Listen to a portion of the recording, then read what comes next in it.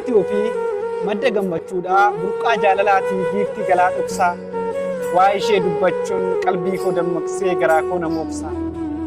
yoo qabaattees dhabdees jaalalti ishee guutuu haalli hin jijjiiru harmi ishee bu'ullee harki isheen bu'anii kennuudhaaf diriiru mucaa kiyya jettee halkan guyyuu labdii jiidhaan nyaachisuuf of gogdu arraabdii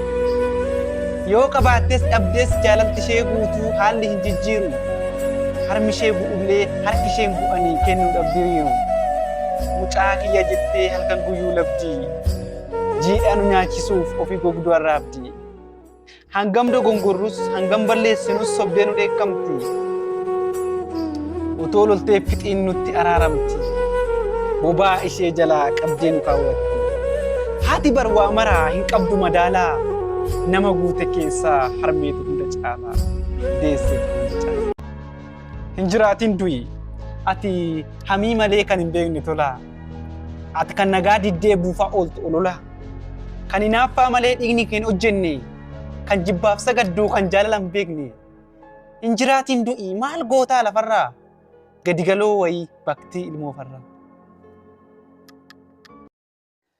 gaafa sareen iyyitee mangaagaan ishee bu'u gaalli inuma deemaa waca sareen dhaga'u yoo ishiin goroora harcaastu miila isaa jalatti gaalli jiidha soorata guree muka baalaatti otuma mortuu ammeenyummaa hanqaaqaa nu sarra geenya kinoo cabsaa danqaraaf danqaa sichi homtuu nun dhaabu keenya mallattoon haqaa.